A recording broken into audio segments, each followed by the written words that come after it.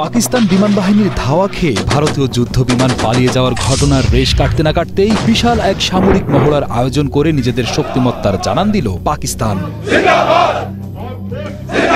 হাতুড়ির আঘাত বা hammer strike নামে বড়সড় ওই সামরিক মহড়াটি যে ভারতের প্রতি পাকিস্তানের এক ধরনের হুঙ্কার তা বলার অপেক্ষা রাখে না। পাকিস্তান সশস্ত্র বাহিনীর প্রকাশিত ফুটেজে দেখা যায় ট্যাঙ্ক, হেলিকপ্টার ও কামান সহ বিভিন্ন অস্ত্র ব্যবহার করে যুদ্ধক্ষেত্রের বাস্তব পরিস্থিতি অনুকরণ করা হয়েছে। তবে মহড়াটি ঠিক কোথায় হয়েছে সে তথ্য প্রকাশ করেনি পাকিস্তান।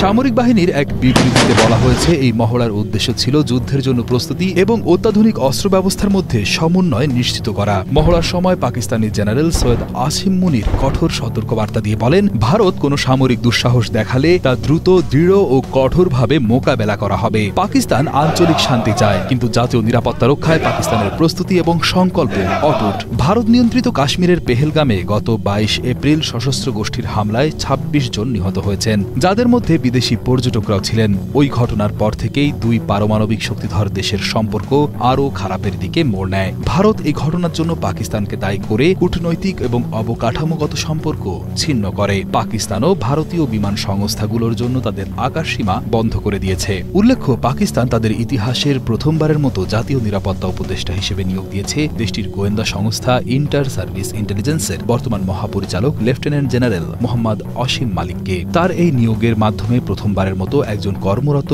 ISI এর প্রধান একই সঙ্গে NSA হিসেবে দায়িত্ব পালন করবেন। সাম্প্রতিক পেহেলগাম হামলার পর ভারতের সঙ্গে চলমান উত্তেজনার মধ্যেই এই নিয়োগের খবর এসেছে। এর আগে 2019 সালে বালাকোট বিমান হামলার পর দুই দেশের মধ্যে সামরিক উত্তেজনা চরমে উঠেছিল। গত 5 বছরে দুই দেশের মধ্যে 300টিরও বেশি সীমান্ত লঙ্ঘনের ঘটনার রেকর্ড করা হয়েছে। 2019 সালে কাশ্মীর থেকে বিশেষ মর্যাদা তুলে নেওয়া পুলওয়ামা হামলার পর বালাকোট এয়ার স্ট্রাইক এবং সীমান্তে নিয়মিত সংঘর্ষ হওয়ায় ভারত বরাবরই উত্তেজনাকর পরিস্থিতির মধ্য দিয়ে যাচ্ছে। অন্যদিকে কাশ্মীর ইস্যুতে ভারতের সঙ্গে সংঘাতপূর্ণ অবস্থান, একই সাথে চীন ও মুসলিম বিশ্বে প্রভাব বজায় রাখার চেষ্টা এবং ইমরান খানের গ্রেফতার এবং অভ্যন্তরীণ রাজনৈতিক অস্থিরতা আর সাথে ভঙ্গুর অর্থনৈতিক অবস্থা নিয়ে অস্থির সময় কাটাচ্ছে পাকিস্তানও।